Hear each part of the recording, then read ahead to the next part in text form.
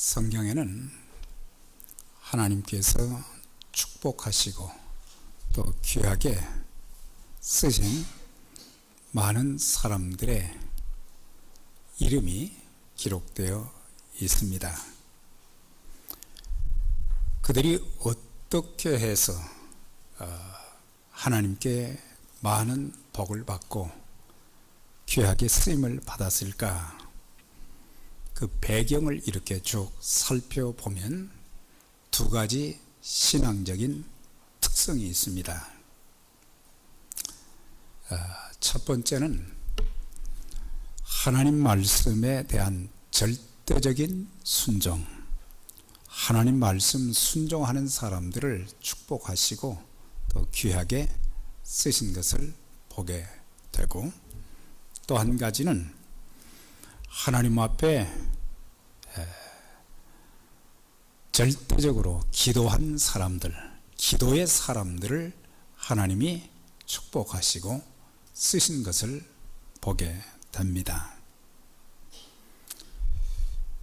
특별히 여호수아서 1장 7절에 보면 이제 모세 뒤를 이어서 여호수아가 이제 지도자가 되어졌고, 그에게 가나안 땅을 정복해야 되는 절대적인 그런 사명이 주어졌을 때에 참 두려움이 많이 있었어요. 요단강은 어떻게 건너야지, 홍해바다는 또 어떻게, 가나안의 7 부족은 어떻게 쫓아내야 되는가, 전부 큰 산과 같은 문제들이 앞에 그냥 꽉 놓여 있는 거예요.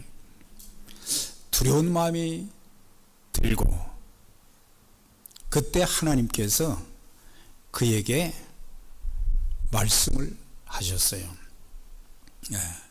두려워 말라. 내가 모세와 함께 있던 것 같이 너와 함께 있을 것이다. 그러시면서 나의 종 모세가 내게 명령한 그 율법을 다 지켜 행하고 좌로나 우로나 치우치지 말라. 그리하면 어디로 가든지 내가 형통하리니 이 율법책을 내 입에서 떠나지 말게 하며 주야로 그것을 묵상하여 기록한 대로 다 지켜 행하라. 그리하면 내 길이 평탄할 것이요 내가 형통하리라. 그 말씀을 주셨어요.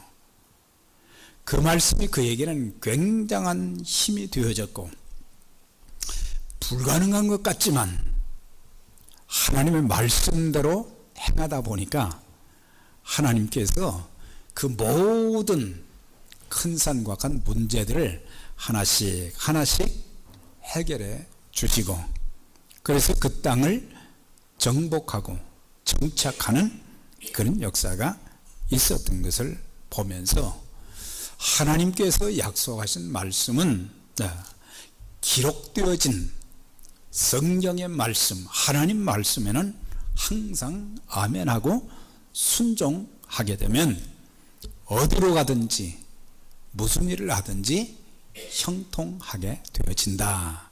그것을 말씀해 주었어요.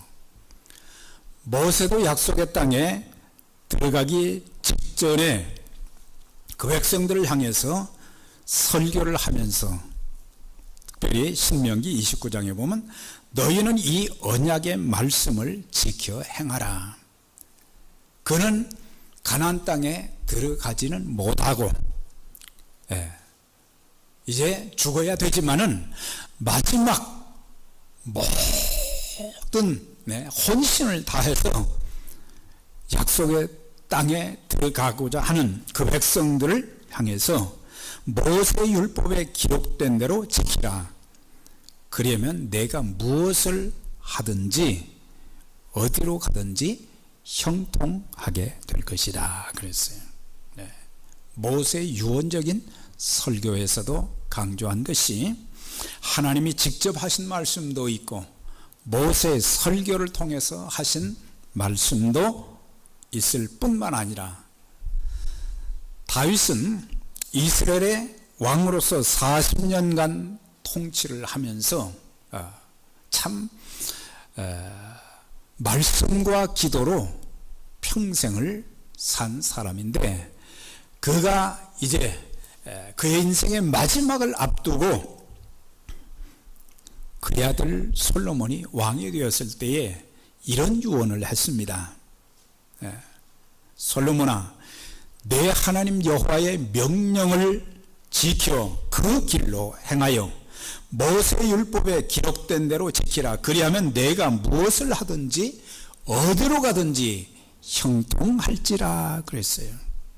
그러니까 그도 평생 살면서 많은 환난과 핍박과 여러 가지 어려움을 수도 없이 많이 겪었는데, 그때마다 언약의 말씀을 붙잡고 기도하는 가운데 하나님께서 그의 삶을, 때로는 고난도 있었지만 결국에 하나님께서 역사해 주셔서 모든 그 어려움들을, 장애물들을 극복하고 그 민족을 위해서, 하나님을 위해서 귀하게 쓰임받은 그것을 경험을 했기 때문에 그의 아들도 이제 왕으로서의 삶을 살아가면서 중요한 것은 하나님 말씀 순종하라. 그러면 형통하게 될 것이다. 그걸 유언으로 남겼습니다. 그래서 하나님 말씀에 순종하면 하나님의 인도하심을 받게 되어지고, 내게 조금 어려움이 있다 할지라도 결국에는 하나님이 역사해 주셔서 모든 것들을 아름답게 진행시켜 주신다. 또 한 가지의 특징은 간절한 기도예요. 절대적인 기도. 느헤미야 1장 11절에 보면은 그가 하나님 앞에 기도하면서 주여 구하오니 귀를 기울이사 종의 기도와 주의 이름을 경외하기를 기뻐하는 종들의 기도를 들으시고, 느헤미야는 처음부터 엄청난 꿈을 가진 사람은 아니었어요.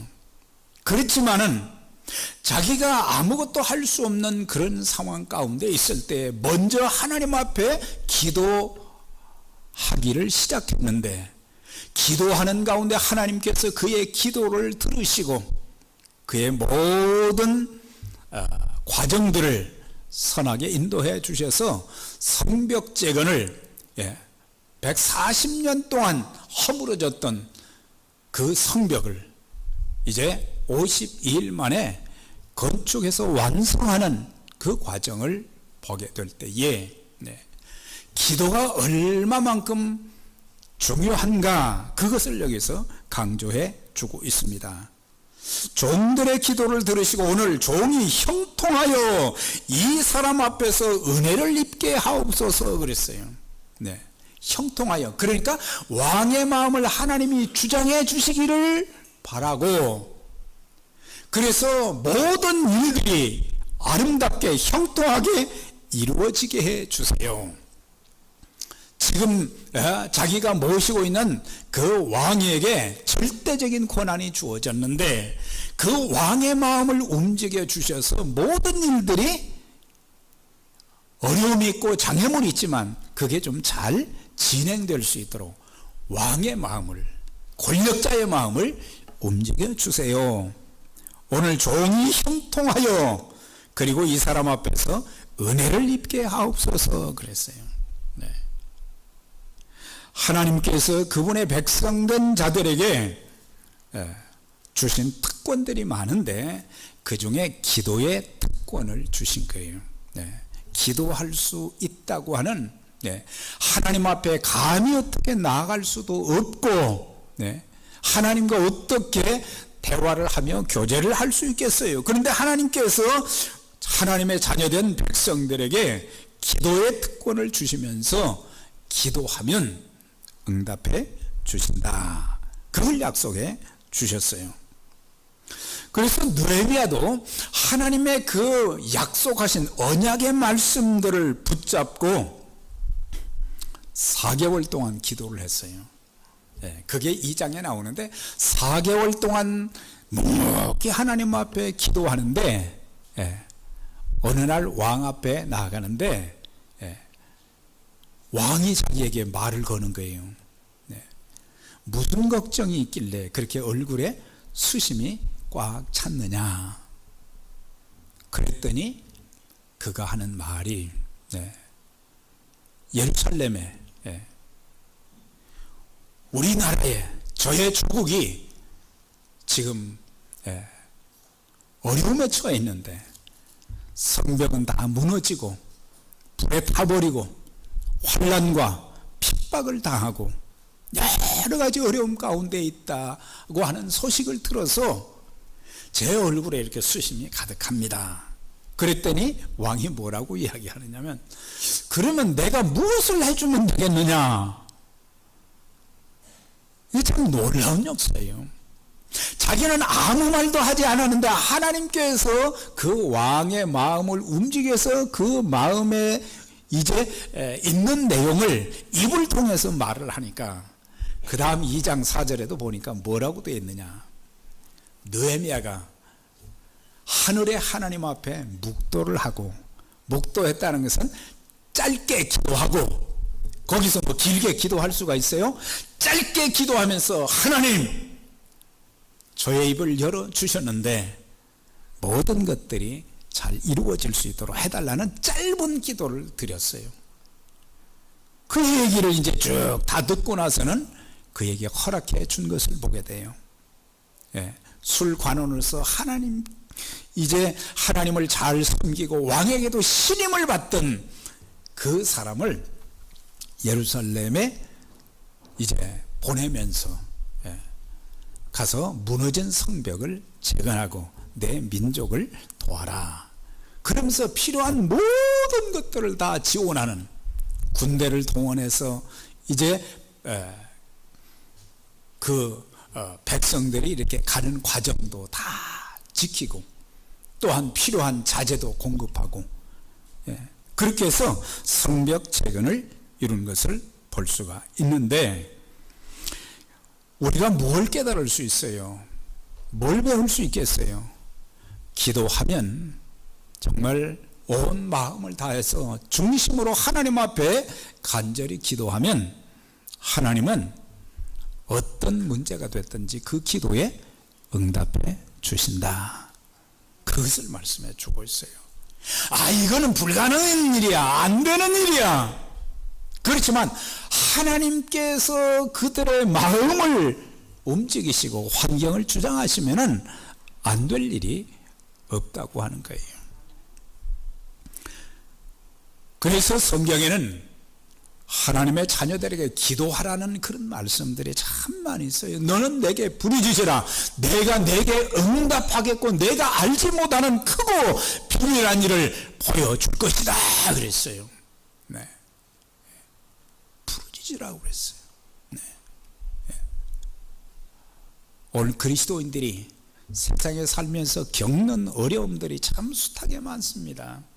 질병으로 고통받기도 하고, 경제적인 문제로, 또한 사람들과의 그런 갈등의 문제라든지, 사업의 문제로, 참 어려움들이 많은데, 문제가 닥치면 사람들은 걱정하고 움츠러들고 그러지, 포기할까?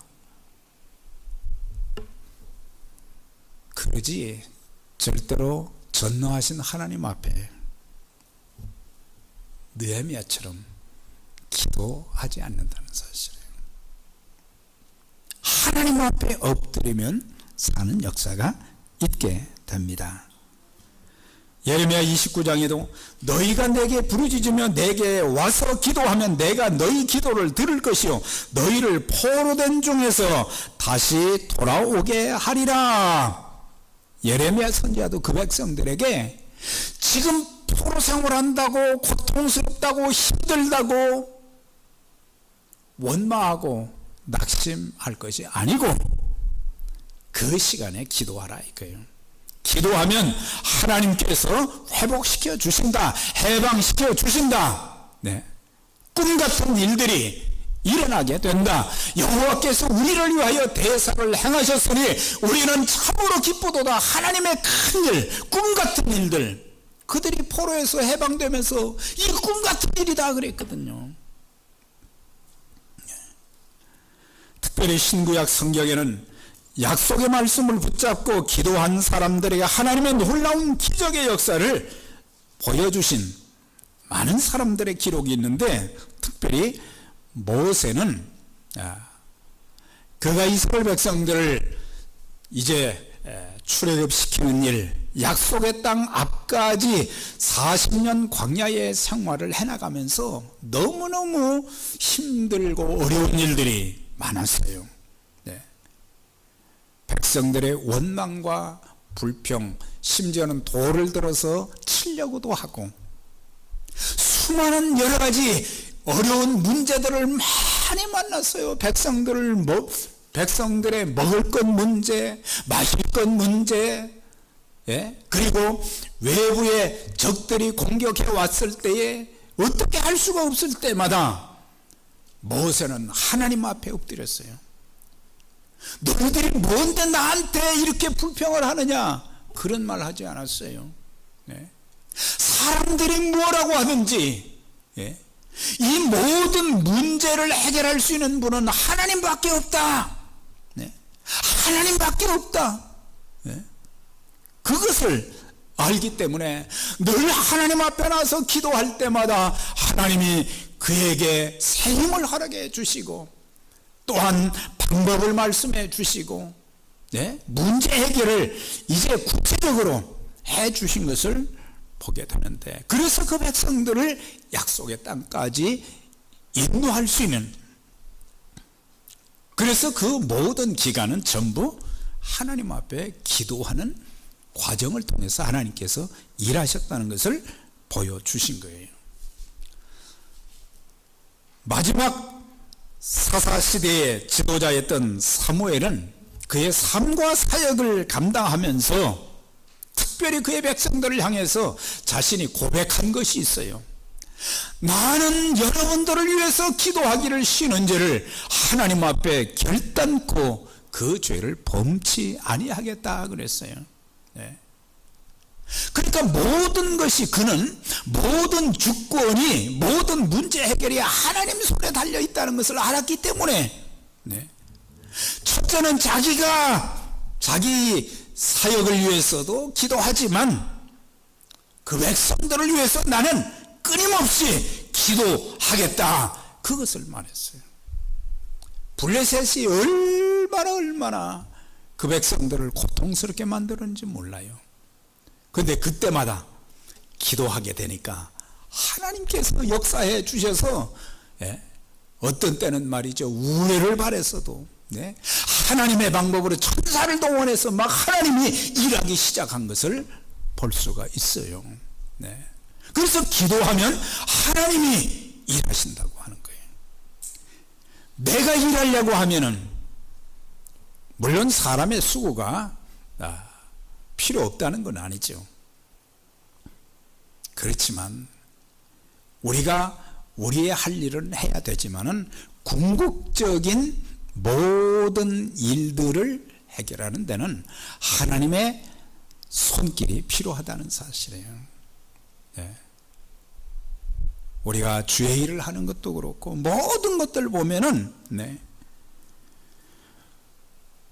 하나님께 달려있기 때문에 하나님 앞에 기도하는 것. 그래서 사무엘은 평생 살면서 기도를 가장 소중하게 여겼어요. 아마 어머니 한나를 통해서 그걸 또 배웠겠죠.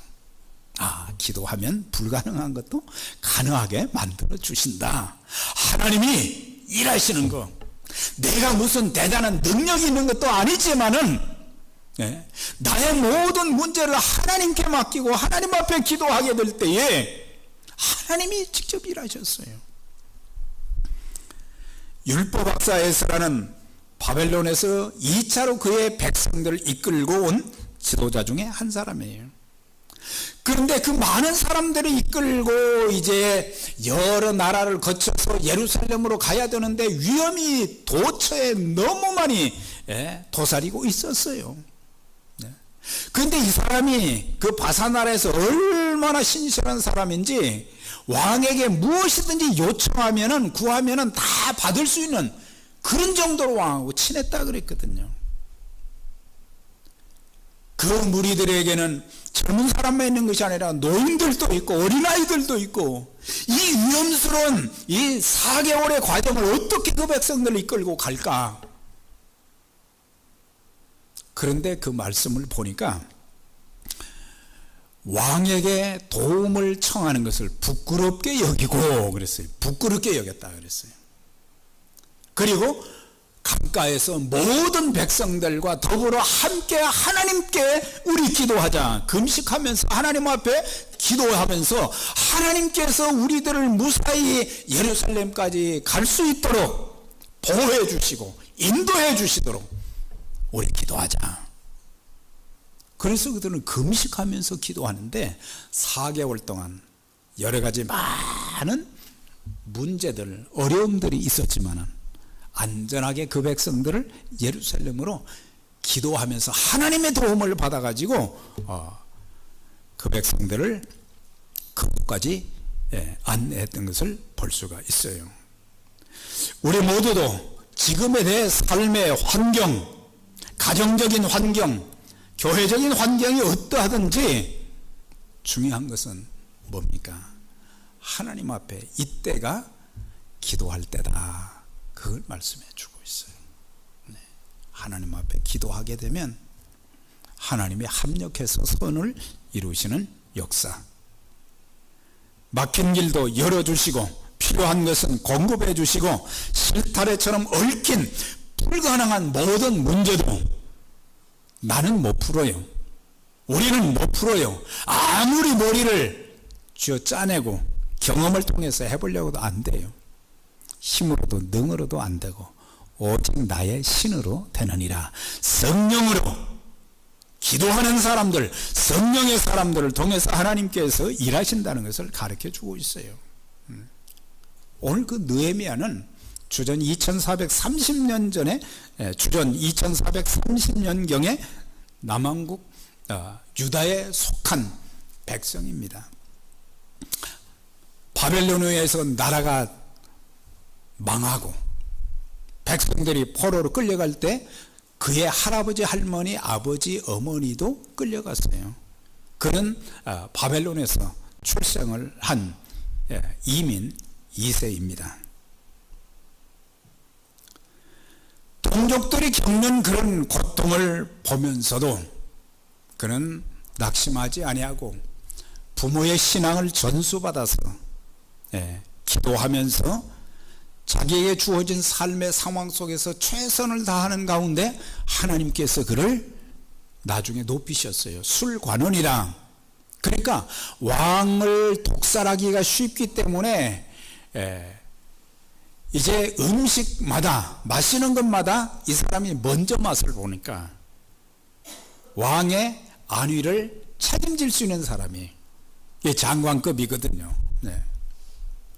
그런 자기에게 주어진 비참한 환경, 삶의 역경을 원망하거나 좌절하지 아니하고 자기에게 주어진 일에 신앙적으로 기도하면서 최선을 다한 결과 참 귀하게 쓰임받는 하나님의 사람이 되었는데, 어느 날 그가 이제 일을 하고 있는데 그의 동생 하나니와 몇 사람들이 유다에서 왔다 그랬어요. 그래서 그는 자기가 거기서 태어난 것은 아니지만은 그 형편을 물었다 그랬거든요. 지금 예루살렘은 어떠냐? 그랬더니 그들이 보고를 하는 것이 사로잡힘을 면하고 남은 자들이 도에서 환난을 만나고 능력을 받으며 예루살렘 성은 회파되고 성문들은 소화되었다 하는지라. 참 안 좋은 소식을 들었어요. 그러냐? 그걸로 끝나지 아니했어요. 하나님의 사람들의 특징은요, 어떤 안 좋은, 좋지 못한 환경, 좋지 못한 모든 문제에 대한 것을 듣기만 하고 끝나는 사람들이 아니에요. 그런 문제를 들었을 때에 하나님의 방법으로 하나님께 기도하면서 그 문제를 해결해 나가는 주도적인 역할을 감당했던 것을 볼 수 있어요. 예루살렘 성에는 단순히 성만 있는 게 아니라 성전이 있잖아요. 성전은 하나님이 함께 하시는 곳이에요. 하나님의 백성들이 거기서 제사를 드리는 곳이에요. 그래서 예루살렘을 가리켜서 예루살렘 성을 평화의 성이라 그랬어요. 평화의 성이라. 그 뜻은 예루살렘은 하나님의 이름을 두려고 택한 곳이다 그랬어요. 하나님의 영광을 나타내고 하나님의 이름을 온 세계에 전하기 위해서 그곳을 선택해서 성전을 건축하게 하고, 그리고 하나님의 영광이 충만하게 역사하는 그런 장소였는데, 이게 다 무너져버리고 불타버리고 이방 민족들에게 수치와 부끄러움을 당한다는 말을 듣고는 그때부터 남자가 수일 동안 울었다 그랬어요. 참 그 소식을 들으니까 평화가 있어져야 될 성, 하나님의 영광이 충만해야 될 성전이 무너진 것, 이런 것들을 굉장히 안타깝게 여겼어요. 수일 동안 슬퍼하면서 울면서 그때부터 기도를 시작한 거예요. 나의 삶을 통해서 우리가 섬기는 교회가 하나님을 존귀하게 해드리고 하나님의 영광으로 가득 찬 교회가 되기를 원한다고 하면은 우리가 우선적으로 해야 될 것이 뭐겠어요? 기도입니다. 기도가 우선돼야 돼요. 기도가 우선돼야 돼요. 마태복음 21장 13절에 보면 주님께서 십자가를 지시기 전에 예루살렘에 올라가셔서 맨 먼저 간 곳이 어디예요? 성전이었어요. 거기 갔더니 거기에 장사꾼으로 가득 차 있어요. 돈 바꾸는 자들, 비둘기 파는 자들, 양과 소를 파는 자들로 막 시장처럼 되어 있어요. 그때 주님께서 의예분을 내시고 채찍을 들어서 그들을 내쫓으시고 상을 엎으시면서 뭐라고 말씀하셨어요? 내 집은 만민이 기도하는 집이다, 그렇게 말씀하셨어요. 내 집은, 하나님의 성전은 기도하는 집이다. 하나님을 만나고 하나님의 음성을 듣고 하나님께 예배하는, 구별되어진 하나님의 영광이 충만한 이런 곳을 이렇게 만드느냐. 구약의 성전과 신약의 예배당하고는 약간은 좀 구분이 있어요. 그렇지만 이것은 단순한 건물이 아니라 하나님께 예배드리고 하나님의 거룩한 일을 위해서 쓰임받는 그런 장소로 여기가 선택을 받은 거예요.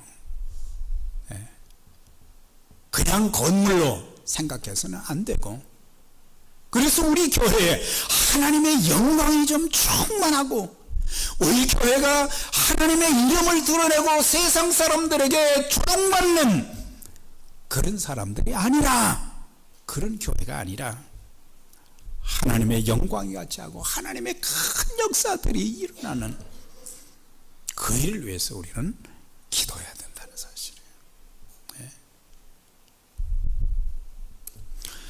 우리 교회 예산을 이렇게 좀 보니까 두 번째 많이 지출되는 게 뭐냐면 건물에 들어가는 돈이에요. 건물에 들어가는 돈이에요. 이곳은 선교의 근거지. 하나님의 거룩한 일이 이루어지는, 어렵게 헌금해서 모은 그 돈을 여기다 다 쏟아 놓는 거예요, 지금. 그런데 이것이 어떤 것으로 정말 효과적으로 잘 사용되는가? 하나님을 만나는 장소로, 우리가 살면서 어려움을 겪을 때 여러분들이 사람들 쫓아다녀 가지고 되는 일이 없어요. 육신이 몸이 아프다든지, 직장과 사업에 문제가 있다든지, 삶에 문제가 있다든지, 자녀의 문제가 있다든지, 여기 나와서 하나님 앞에 엎드려 기도하면 하나님이 역사하십니다. 그걸 알아야 돼요. 네. 여기서 기도하게 되면,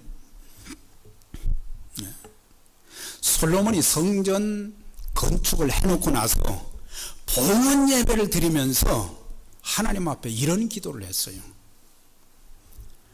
열왕기상 8장 29절부터 이렇게 쭉 있는데, 솔로몬은 성전을 건축하고 난 뒤에 봉헌 기도를 통해서 하나님, 주의 눈이 주야로 성전을 보시오며 이곳에서 드리는 기도를 들어주소서.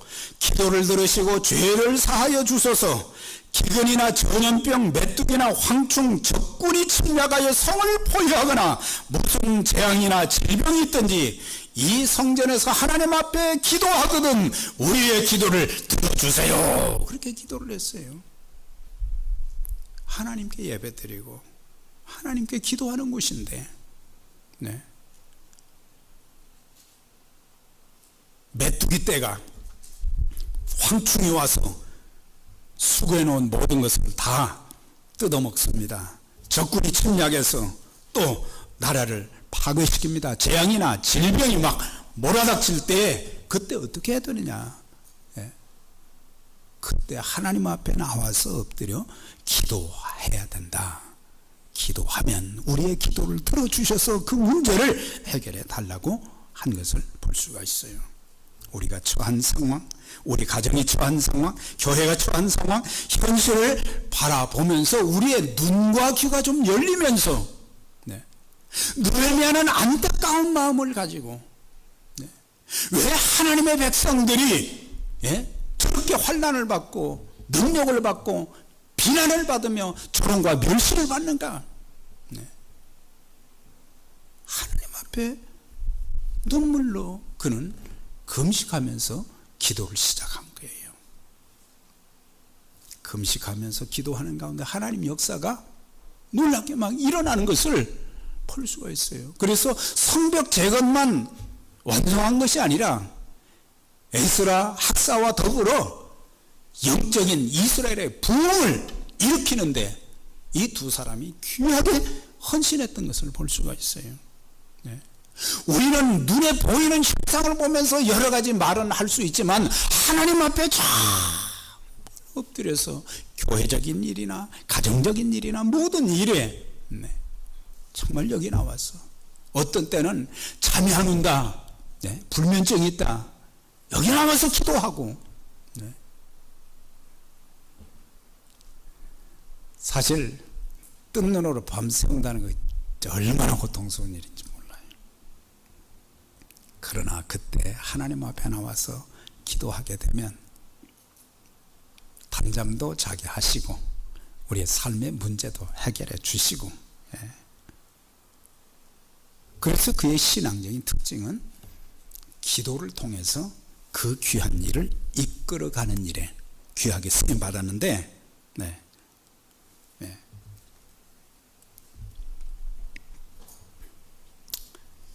한 군데만 말씀 보면 이런 내용이 있어요. 잠언서 21장 1절에 왕의 마음이 여호와의 손에 있음이 마치 보의 물과 같아서 그가 임으로 인도하시느니라, 그 말씀이 있어요. 왕의 마음이 하나님 손에 달려있다 그랬어요. 그런데 하나님 손에 달려있는데 거기 보면 마치 보의 물과 같아서 그가 임으로 인도하신다. 그러니까 왕의 마음을 움직이셔서, 왕은 권력 있는 사람이잖아요. 권세가 있는 사람이잖아요.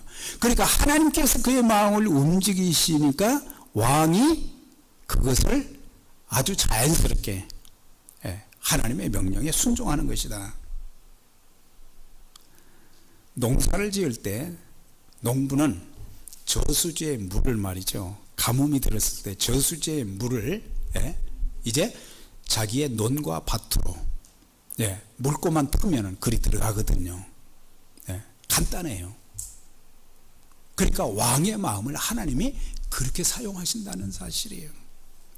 아무리 강박하고 하나님을 경외하지 않는다 할지라도 하나님의 성령이 기도하는 사람들을 통해서 역사해 주셔서 그 마음을 감동시키셔서 그 일을 하게 한다고 하는 거예요. 왕의 마음을 움직이는 것이 중요한 것처럼 우리가 기도하면 하나님의 마음을 움직이셔서 하나님께서 그 일을 하신다고 하는 사실이에요. 그래서 그는 주여로 내가 기도합니다. 주여 간구하나이다. 금식하며 기도하여 주여 구하오니 하나님의 영광, 예루살렘의 영광을 회복하는 그 일을 위해서 기도하기 시작했어요. 기도하지 않는 것은 참 교만한 사람들이에요. 기도하지 않은 사람들은. 교만한 사람들은 기도 안 해요. 왜? 내가 다 할 수 있다고 생각하니까. 여러분들, 우리가 다 할 수 있는 일들은 참 한정되어 있어요. 한정되어 있어요. 그러나 기도하면 하나님께서 환경도 바꾸어 주시고 사람의 마음도 바꾸어 주시고 모든 것들을 주관해 주셔서 하나님의 뜻대로 그 일이 이루어질 수 있도록 만들어 주시는 거예요. 좀 더 구체적인 그의 기도를 이제 다음 주에 살펴볼 것인데, 저와 여러분, 하나님께서는 우리의 삶을 축복하시고 또 귀하게 쓰시면서 형통하는 하나님의 사람들이 다 되기를 원하시고 하나님의 거룩한 사역에 정말 귀하게 쓰임받기를 원하시는데, 먼저는 하나님 앞에 기도하는 사람들이 되기를 원하고 계신 거예요. 우리 모두 걱정, 두려움, 불안, 초조, 낙심 포기하지 말고 전능하신 하나님, 하늘과 땅의 권세를 가지신 그분께 늘 기도하면서 하나님의 인도하심을 받고 하나님의 영광스러운 사역에 복되게 쓰임받는 믿음의 가족들이 되시기를 주의 이름으로 축원합니다.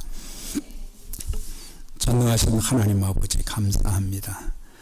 오늘 저희에게 주신 말씀 기억하고 단순히 설교로 듣는 시간만이 아니라 나도 느헤미야처럼, 모세처럼, 사무엘처럼, 학사의 스라처럼 주님처럼 나도 기도해야 되겠다, 이런 마음을 갖고 현재 주어진 상황에 우리가 어렵고 불가능하고 안 된다, 그게 아니고 하나님의 성령께서 일하여 주셔서 하나님의 새로운 일들이, 큰 일들이 일어나는 귀한 역사가 기도하는 저희들을 통해서 있게 해 주셔서 하나님의 큰 일들이 재단에 일어나고 하나님의 영광이 이 재단에 충만한 귀한 역사, 세상 사람들에게 멸시와 조롱되신 칭찬과 존경을 받는 하나님의 이름을 드높이는 우리 모든 믿음의 가족들,